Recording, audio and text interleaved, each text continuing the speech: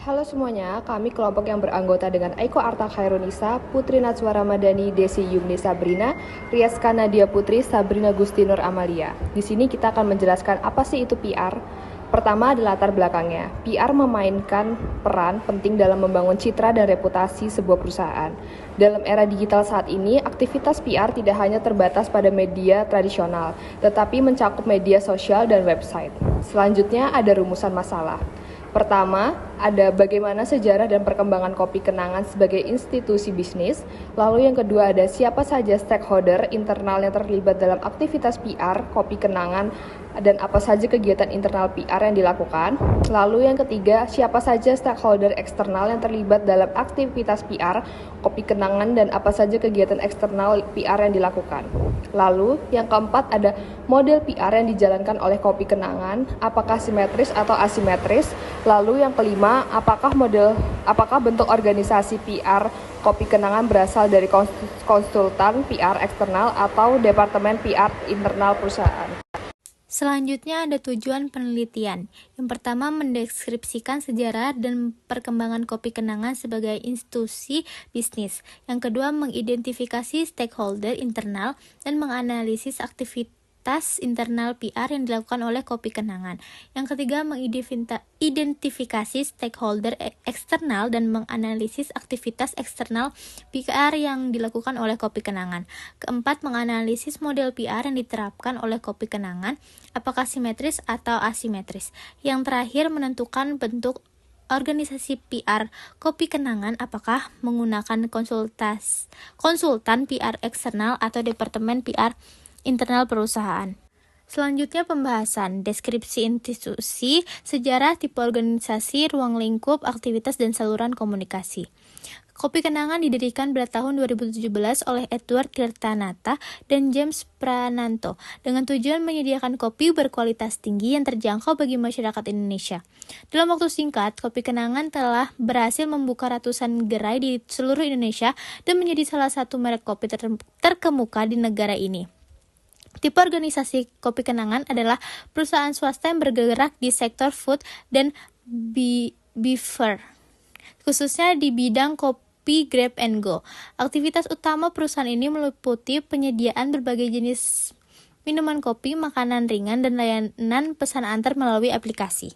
Selanjutnya ada internal PR atau stakeholder internal dan aktivitas internal PR. Stakeholder internal Kopi Kenangan meliputi karyawan, manajemen, dan pemegang saham. Aktivitas internal PR yang dilakukan oleh perusahaan ini bertujuan untuk memastikan komunikasi yang efektif antara manajemen dan karyawan. Kopi Kenangan mengadakan berbagai program pelatihan dan pengembangan melalui Kenangan Academy. Selain itu, perusahaan ini juga menyediakan berbagai fasilitas kesejahteraan karyawan seperti asuransi kesehatan, program kesejahteraan mental, dan kegiatan team building untuk memperkuat hubungan antar karyawan dan menciptakan lingkungan kerja yang positif. Selanjutnya eksternal PR, stakeholder eksternal dan kegiatan untuk setiap stakeholder. Stakeholder eksternal Kopi Kenangan mencakup pelanggan, pemasok, komunitas lokal, media, dan pemerintah. Berikut adalah kegiatan eksternal PR yang dilakukan oleh Kopi Kenangan untuk masing-masing stakeholder.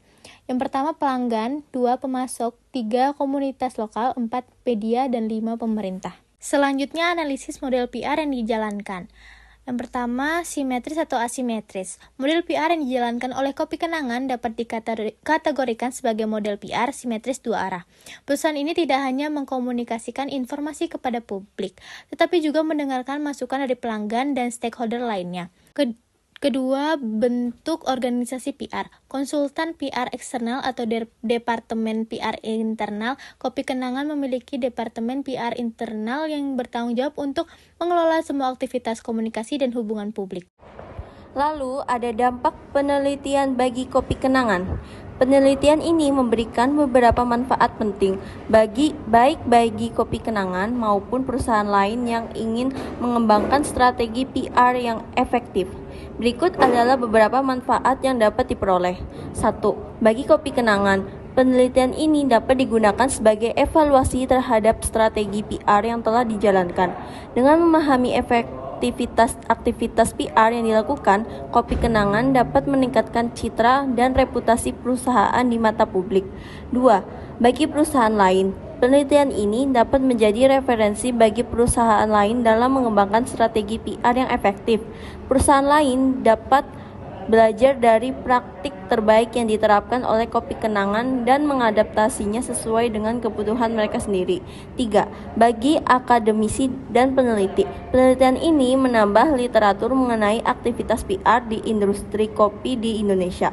Akademisi dan peneliti dapat mengkaji lebih lanjut mengenai model PR yang efektif dan bagaimana implementasinya dalam berbagai konteks industri. Terakhir, bagi masyarakat, penelitian ini memberikan pemahaman yang lebih baik kepada masyarakat mengenai bagaimana perusahaan seperti Kopi Kenangan berkomunikasi dengan publik dan menjaga hubungan yang baik dengan berbagai stakeholder. Masyarakat dapat lebih menghargai upaya yang dilakukan oleh perusahaan dalam menjaga kualitas produk dan layanan serta kontribusi mereka terhadap komunitas lokal. Jadi yang terakhir ada kesimpulan. Kesimpulan Kopi Kenangan didirikan pada tahun 2017 oleh Edward Trinata dan James Prananto. Stakeholder perusahaan ini mencakup karyawan, manajemen, dan pemegang saham. Kopi Kenangan merupakan model PR simetris dua arah yang harus melibatkan komunikasi timbal balik. Selanjutnya yang terakhir ada saran. Kopi Kenangan dapat meningkatkan keterlibatan pelanggan dengan mengadakan lebih banyak acara offline yang melibatkan komunitas lokal seperti workshop kopi, atau acara komunitas di gerai mereka.